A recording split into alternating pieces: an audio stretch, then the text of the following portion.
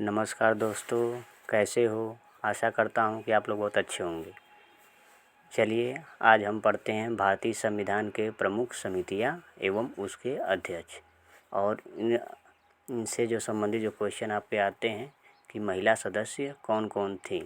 तो आप समिति से और महिला सदस्य से क्वेश्चन आपसे पूछ लिए जाते हैं, तो आप इसको एक तरीके से नोट कर लीजिए। जब भी आप पढ़ने बैठिए कम से कम एक कापी और एक पेन लेके अवश्य बैठें।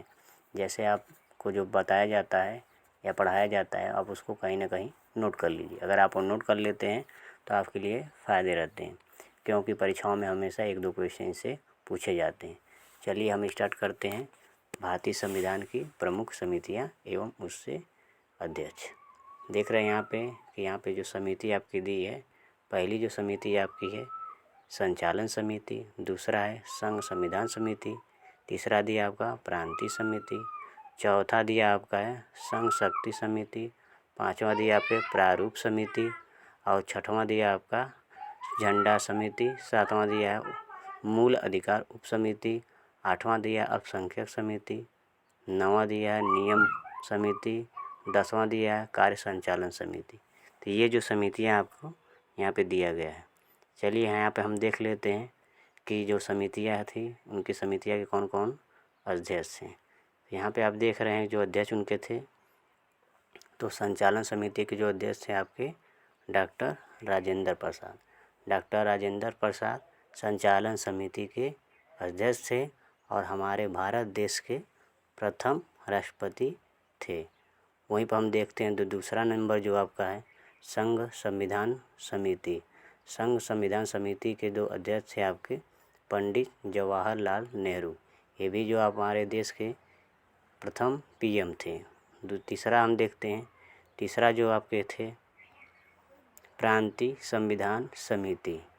इनके जो अध्यक्ष थे आपके सरदार वल्लभ भाई पटेल। सरदार वल्लभ भाई पटेल जो थे हमारे देश के एकीकरण में इनकी अहम भूमिका थी और इनकी मूर्ति आज भी हमारे गुजरात राज्य में लगा हुआ है, जो सबसे ऊंची मूर्ति है। तो ये प्रांतीय संविधान समिति के अध्यक्ष थे सरदार वल्लभ भाई पटेल। अगला हम देखते हैं चौथा संघ शक्ति समिति। इसके जो अध्यक्ष थे आपके जवाहरलाल नेहरू। तो यहाँ पे देख रहे हैं आप है कि संघ संविधान समिति और यहाँ पे संघ शक्ति समिति, इन दोनों के जो अध्यक्ष थे आपके पंडित जवाहरलाल नेहरू थे। चलिए अगला हम देखते हैं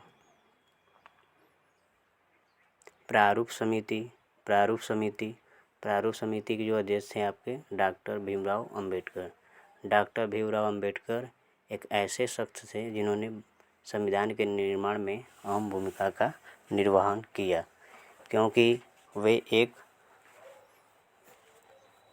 महान व्यक्तियों की श्रेणी में गिने जाते हैं, क्योंकि उनका कार्य जो था संविधान के निर्माण में अहम भूमिकाओं में गिना जाता है। चलिए हम अगला देखते हैं यहाँ पे झंडा समिति। झंडा समिति के जो अध्यक्ष हैं आपके जे.बी. कृपलानी। मूल अधिकार उप समिति के अध्यक्ष जे.बी. कृपलानी। तो देख रहे हैं झंडा और मूल अधिकार, इन दोनों के जो आपके अध्यक्ष हैं जे.बी. कृपलानी। तो इसको याद कर सकते हैं। अगला हम देखते हैं यहाँ पे है मूल अधिकार उप समिति, बता ही दिया गया है।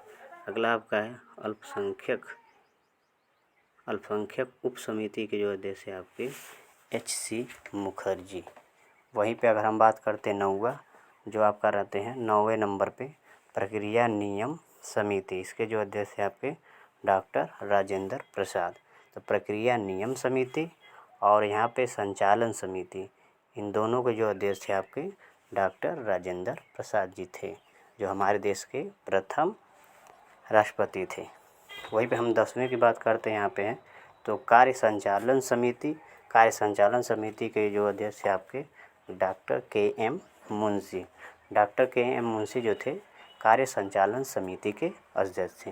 तो हमने यहाँ पे पढ़ा कि जितने भी आपके समितियाँ थी, कौन कौन सी समिति थी उनके अध्यक्ष कौन कौन लोग थे और कैसे संविधान के निर्माण में इन्होंने भाग लिया। अगला हम देख रहे हैं संविधान सभा की महिला सदस्य। यहाँ पे देख लेते हैं, को परीक्षाओं में पूछा जाता है कि जो संविधान सभा की जो महिला जो सदस्य थी उनकी संख्या कितनी थी। तो महिला जो सदस्य संख्या जो थी आपकी 15 थी। परीक्षाओं में काफ़ी बार पूछा गया है, तो इसको आप नोट कर लीजिए। चलिए हम देखते हैं कौन कौन महिलाएं थीं। तो पहला आपकी थी कमला चौधरी, दूसरे पे थी आपकी मालती चौधरी, तीसरे पे थी आपकी रेणुका राय, चौथे पे आपकी थी विजय लक्ष्मी पंडित, पांचवे पे थी आपकी राजकुमारी अमृत कौर, छठे पे थी आपकी अम्मू स्वामीनाथन, छठे पे थी आपकी बेगम एजाज रसूल, आठवें थी आपकी जी दुर्गा बाई, नौवें पे थी आपकी लीला रे। तो आप 9 लोग देख लिए। 10वां देख लीजिए, 10वां थी पूर्णिमा बनर्जी, 11वीं थी आपकी सरोजनी नायडू, ठीक है, ये सरोजनी नायडू थी आपकी। 12वां थी आपकी सुचेता कृपलानी, 13वां भी थी आपकी एनी मैस्करीन, 14वां थी आपकी दक्षायनी वेलियादून और 15वां थी आपकी हंसा मेहता। तो हम यहाँ पे देख रहे हैं कि जो महिला सदस्य जो संख्या थी जो 15 थी, इन्होंने कैसे कैसे इन संविधान सभा के महिला सदस्यों का निर्माण में भाग लिए। चलिए हम अगला देखते हैं आपके। तो ये आप याद कर लीजिएगा कि जो महिलाओं की संख्या जो थी आपकी 15 थी। तो ये आपका हो गया, तो इसको आप नोट कर लीजिएगा। चलिए अगला हम पढ़ते हैं। अगला आपका है प्रारूप समिति के सदस्य। तो प्रारूप समिति के सदस्य कितने थे, तो आप याद रखिएगा कि प्रारूप समिति के जो सदस्य होते थे आपके 7 थे, क्योंकि परीक्षाओं में कई बार ये पूछा जा चुका है कि प्रारूप समिति के जो सदस्यों की संख्या कितनी थी, तो 7 थी। तो प्रारूप समिति के सदस्यों की संख्या 7 थी, इसको याद कर लीजिएगा। और कौन कौन लोग थे उन लोगों का नाम यहाँ पर हम लोग देख लेते हैं। चलिए हम देखते हैं कौन कौन लोग थे। तो पहला आपके जो थे डॉक्टर भीमराव अंबेडकर, ये क्या थे आपके अध्यक्ष थे प्रारूप समिति के। और लोग कौन कौन थे, तो दूसरे पे आपके थे एन गोपाल स्वामी अयंगार, ठीक है, अयंगार, ठीक है। अगला तीसरा आपका जो था अल्लादी कृष्णा स्वामी अय्यर, चौथा आपके थे कन्हैया लाल मणिका लाल मुंशी, जिसे कहा जाता है डॉक्टर KM मुंशी। इनका जो शॉर्ट फॉर्म लोग नाम लेते हैं डॉक्टर KM मुंशी, ये इनके नाम थे। अगला हम देखते हैं पांचवा जो थे आपके सैयद मोहम्मद सादुल्ला, ये भी थे जो प्रारूप समिति के सदस्य थे। अगला हम देखते हैं छठा जो आपके N माधव राव, और लास्ट जो आपके थे DP खेतान। तो ये हम यहाँ पे देख रहे हैं कि आपके DP खेतान लास्ट, यानी कि 7 लोग थे। तो ये क्या थे आपके प्रारूप समिति के सदस्य थे, ठीक है। तो ये प्रारूप समिति के सदस्य थे जिसके बारे में आपको बता दिया गया है। तो आप इसको नोट कर लीजिएगा और अच्छे तरीके से याद कर लीजिएगा। तो आप यहाँ पे 2 चीज़ें पढ़ें।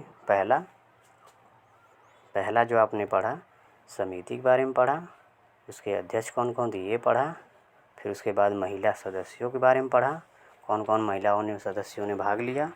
उसके बाद हमने क्या पढ़ा, यहाँ पे प्रारूप समिति के जो सदस्य थे 7 लोग थे, उन 7 लोगों का नाम एक एक करके आप लोगों ने देखा। तो वीडियो कैसा लगा, अगर अच्छा लगा तो सब्सक्राइब करें और कोई सुझाव हो तो सुझाव देने का कार्य करें।